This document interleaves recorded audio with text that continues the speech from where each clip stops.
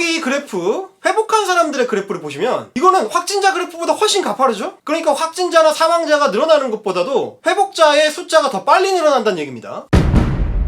오늘 6시에 나온 기사를 보면요. 이제 중국의 발표인데 무증상 감염자는 환자의 가족이나 밀집 접촉자에게서 많이 나타나고 있다. 그거야 그거. 그러니까 이제 왜 밀접한 접촉 상태에서만 감염이 됐느냐? 약하니까 증상이. 실제로 지금 각국에서 보고되고 있는 무증상 감염자라는 사람들을 보면 대부분 환자의 가족들이거나 아주 밀접하게 접촉한 사람들이에요. 그러니까 이게 실제로는 미약한 증상 상태에서 전염이 됐는지 여부를 판단하기가 쉽지 않은 그런 사람들인 거죠. 결국에는 확진자가 증상이 미약하게 나타난 상태에서 옮긴 걸로 지더라도 처음에 잘못 퍼진 공포가 쉽게 교정이 되지 않을 가능성이 높다. 이런 문제가 있는 거죠. 그리고 또 한 가지 중요한 사실, 이게 미지의 질병이기 때문에 언제나 가능성이 완전히 제로다라고 확정적으로 이야기할 수는 없죠. 행여나 혹시나 무증상 전염이 가능할 수도 있습니다. 행여나 혹시나. 그런데 그 경우는 그야말로 전염성이 극단적으로 낮아진다는 게 감염병 전문가들의 공통적인 의견입니다. 왜냐? 우리가 아까 얘기했던 거, 병을 뭘로 옮기느냐, 그걸로 다시 돌아가는 거예요. 기침을 하거나 바이러스가 활성화돼서 몸에 그냥 잔뜩 퍼져 있는 이런 이미 증상이 나타난 상태가 돼야지만 전염성이 강력해지는 거죠. 이게 무증상 감염자한테서 옮기려면 뭐 가족이어서 완전히 그냥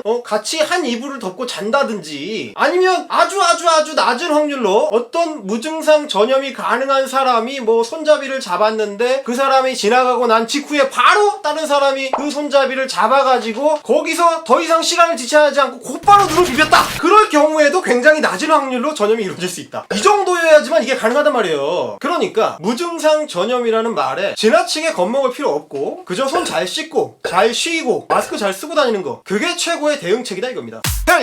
자, 챕터 3.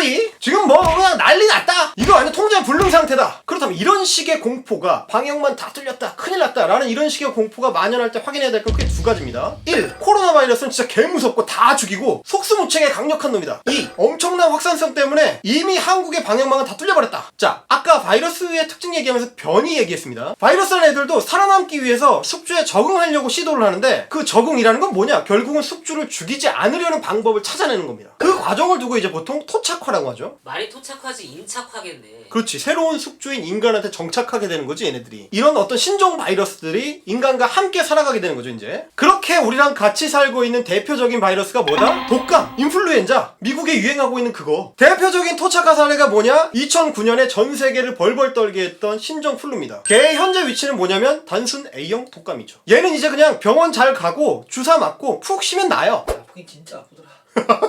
물론 우리 하시피처럼 독감 예방주사 안 맞고 우습게 생각하다가 치료 안 받으면 큰일 나죠. 그런데 잘 관찰을 해보시면 지금 현재 이 신종 코로나 바이러스, 얘가 사망을 일으키는 양상도 독감이랑 굉장히 비슷합니다. 노인이거나 원래 기저질병이 있어가지고 바이러스에 취약한 사람들, 이런 사람들한테서 주로 사망이 일어나고 그게 지금 보고되고 있죠. 근데 사실 이 얘기는 사태 초기부터 나왔던 얘기예요. 뭐 노인이나 합병증 있는 사람들한테 특히 위험하고, 뭐 어린이 같은 경우는 조금 알타가 낮기도 한다. 이게 만약 사실이라면 추세상으로는 독감의 유행이 준하는 흐름으로 갈 수도 있다는 얘기죠. 실제로 한국 감염자들은 대부분 해외여행을 할 수 있는 60대 이하의 건강한 사람들이었기 때문에 아직까지는 사망자 없이 빠르게 회복을 하고 있는 중이죠. 다행이네요. 그나마 다행이지 정말. 자, 그러면 얘의 확산성은 어느 정도일까? 뭐 중국은 이미 개박살 났고 전 세계 다에 위험하니까 공항 걸어 잠그고 중국인들 다 내쫓자, 이렇게 해야 되나? 제가 그래프를 하나 가지고 설명을 해드리겠습니다. 이거 보시면, 자, 그래프 두 개의 차이가 확연하죠? 가파르게 그래프가 올라가고 있는 중국에 비해서 다른 나라들은 뭐 이렇게 보면 거의 평화로운 상태라고 할 수 있을 수준이에요. 이런 게 바로 방역망이 잘 작동되고 있다는 그림입니다. 전 세계가 지금 강경하게 방역 체계를 돌리고 있기 때문에 이게 이렇게 되는 게 당연한 겁니다. WHO가 최근에 내놓고 있는 반응들을 보면 이거 지금 약간 오바야, 잘 통제되고 있어 라는 얘기가 나올 정도니까. 자, 그러면 방역망이 뚫린다는 건 어떤 경우냐? 그 대표적인 케이스가 2015년 바로 이 땅에서 일어났습니다. 살려야 한다. 살려야 한다.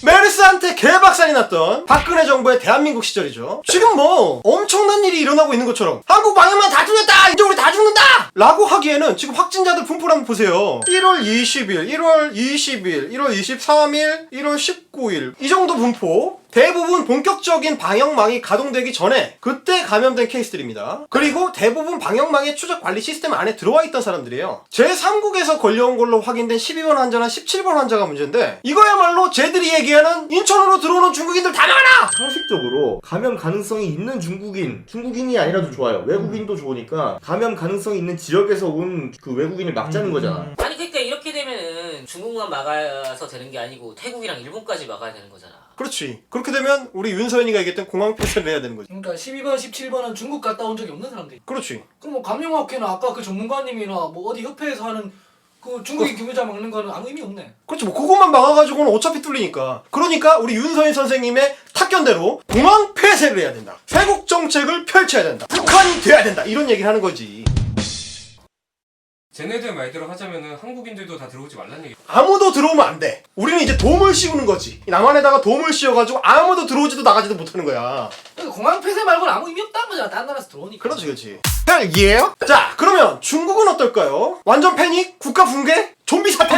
아닙니다. 이 그래프만 놓고 보면 완전 패닉에 빠져가지고 다 죽을 것 같지만 사실은 이 그래프의 디테일을 잘 보셔야 돼요. 이게 그냥 무작정 쭉 올라가는 것 같은데 포인트는 2월 3일과 4일 사이에 저 변화를 보시는 게 중요합니다. 왜 그러냐면 확진자의 급격한 증가, 이거는 사실 테스트 키트의 보급하고 밀접한 관련이 있다. 이게 저희가 확인했던 많은 외신들의 분석입니다. 그러니까 이전에 이제 중국 정부가 한 달 가까이 사람 사이에 이게 전염되는지를 모르고 있었거나 혹은 뭐 숨기고 있었다. 그래서 사실상 방치하고 있었기 때문에 그때 감염된 사람이 있는 것도 확인을 못했던 거예요. 이제서야 부랴부랴 키트를 총동원을 해가지고 계속 검사를 하니까 다 확진인 거지. 실제로 외신은 이제 일주일 정도 된 외신인데 진단 키트로 검사를 맞는 게 로또 당첨이랑 비슷한 수준이었다 이렇게 설명을 하더라고요. 아, 이게 내가 병이 걸렸다는 사실을 확인하는 것도 그만큼 어려웠다. 그렇죠. 없어가지고 기타가. 그러니까 정말 중증인 환자들만 검사를 하고 나머지 검사 자체를 아예 못하는 상황이었어요. 그러니까 미세한 증상 상태에서는 실제로 검사도 못 받았다. 네. 그리고 춘절이 껴 있어가지고 키트 자체를 물량을 좀 확보를 못한 것도 있었대요.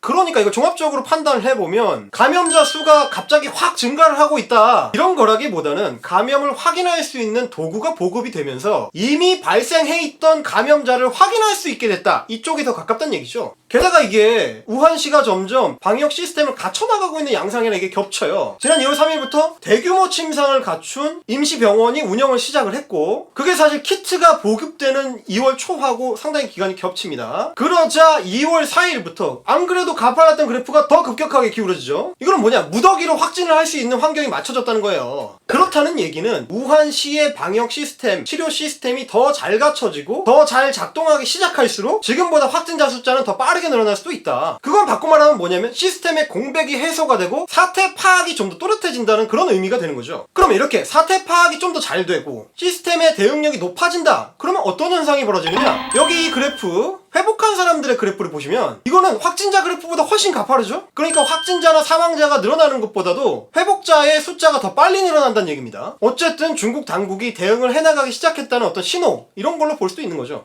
잘 이해해요? 말씀드린 대로 현재 전 세계가 동시 대응을 하고 있기 때문에 이 신종 코로나 바이러스는 사실상 지금 중국 안에 갇혀 있거든요. 그러니까 중국에서도 며칠 안에 정점을 찍고 꺾이는 추세로 갈 거다, 이런 게 외신들과 전문가들의 주된 예측입니다. 그래서 WHO도 자신 있게 현재 뭐 대유행병 압도적인 상태다, 이건 아니라고 이야기를 할 수가 있는 겁니다. 자, 저희 팀은 이 사태가 발생한 초기부터 각종 외신들이나 과학 전문 저널들의 속보, 그리고 저희가 갖고 있는 전문가 네트워크 패널들을 통해서 이 상황을 추적 취재해 왔습니다. 바로 그런 자료의 바탕에서 단순히 중국인이나 중국발 외국인을 금지하는 것만으로는 충분하지 않다. 그보다 중요한 거는 입구를 좁히고 탄탄하게 유지되는 방역망이다. 그게 더 올바른 방식일 수 있다, 이런 얘기를 했던 겁니다. 실제로 지금 한국이나 일본 정부도 그 방식을 선택해서 추진해 나가고 있는 중이죠. 물론 우리의 이런 탄탄한 방역망, 2015년 메르스 사태 때의 큰 희생과 반성이 거름 역할을 한 거는 맞습니다. 메르스 사태 이후에 박근혜 정부가 막대한 예산을 쏟아부어서 방역 시스템의 하드웨어를 구축을 했죠. 박근혜 정부 칭찬하신 거예요?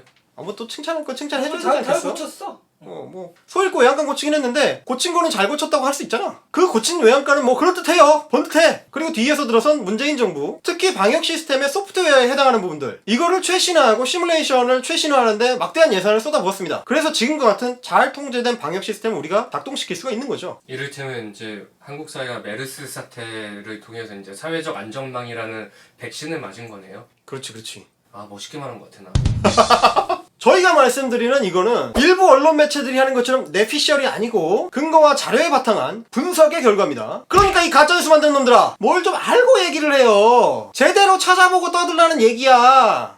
자료 하나를 안 붙이냐, 얘들 뭐 만들 때 진짜. 의견이래잖아 의견. 근데 뭐 이제 우리는 가짜 뉴스라는 사실을 계속 입증을 하려고 노력했지만 그렇지. 저렇게 모든 게 의견이 되는 세상이 되면 어. 네가 가짜 뉴스란 것도 내 의견이다 임마. 내 말은 그렇게 되면 아무런 기준이 없어지고 그렇지. 아무 말도 못 한다는 거지. 그러니까 모르거나 틀렸을 때는 대충 말장난으로 떼우려고 하지 말라고 정작 지들이 말장난하면서 남한테 말장난한다 우기고 말이야. 하여간 야 헤드라인만 갖다 붙여가지고 대충 뭐 만들려고 하지 말고 좀 제대로 찾아봐라. 그리고 내가 니네 가짜들한테 못 하나 박아줄게. 내용과 맥락을 제대로 파악한 사람들의 작업은 말이지 시간이 지나면은 차이가 드러나게 돼 있어요. 그러니까 서인아 그 대마도건 있잖아. 그것만 봐도 지금 명백하게 차이가 드러나고 있지 않니? 그러니까 얘들아 헛소리 그만 싸고 손이나 좀 잘 씻고 댕겨라. 알겠니? 오늘은 여기까지. 쟤네들이 또 헛소리 싼 거는 좀 귀찮긴 하지만 별도로 다루도록 하겠습니다. 저는 헬마우스였고요. 구독은 동지, 제보는 캠플, 멤버십은 동료. 헬 예!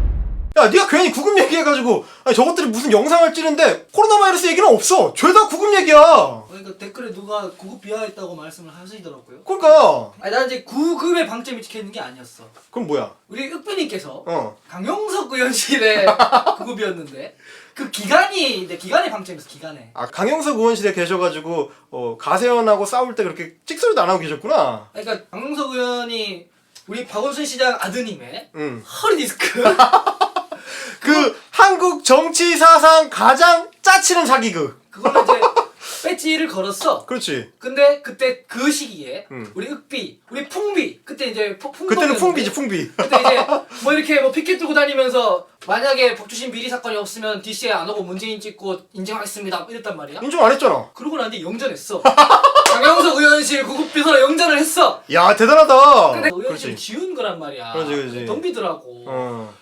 난 내가 하고 싶은 말이 그거예요. 지금 진해 전 의원님께서 곤란한 상황에 있잖아. 무고한 남자를 성추행범으로 몰아가지고 돈 뜯어먹으려고 한 거 아니야. 우리 저 강변님께서 지시하셨지. 윽비 같은 사람들이 제일 싫어하는 거 아니야? 그치. 무고를 지금 기획하고 있었단 그렇지, 그렇지. 말이야. 성추행으로 엮어서. 가서 도와드려야 되는 거 아니야? 전 의원님 보잖아. 좀 잘해라. 아, 야, 강영석 의원실이라고 했다니까 확 온다, 야. 그, 지네 사단 애들이 가세현한테 그렇게 두드려 맞고 있을 때, 윽비는 조용히 침묵하고 있던 이유가 있었구만. 이 치사한. 버스거든. 가세현한테 두드려 맞았어? 아, 겁나 두드려 맞았어. 옛날에 성재준이고, 뭐, 저 리섭이고, 뭐, 이런 애들이 김세현한테 얼마나 두드려 맞았는데, 그때 그냥 아무 소리 안 하고 윤서인하고 둘이 닥치고 있었거든. 아, 왜 그러고 있나 했더니 그냥 이유가 있었구만. 어쨌든 다음 영상에서도 이거 내가 다 다룰 거야. 그래서 나도 구급한 적이 있어. 어떻게 그걸 혐오하겠어. 그러니까 뭐 얘 얘기를 들어보면 국회 별정직 공무원이라는 자리를 박주신 플랜카드로 그래서 윽비님은 문재인 찍었을까? 찍었겠어요?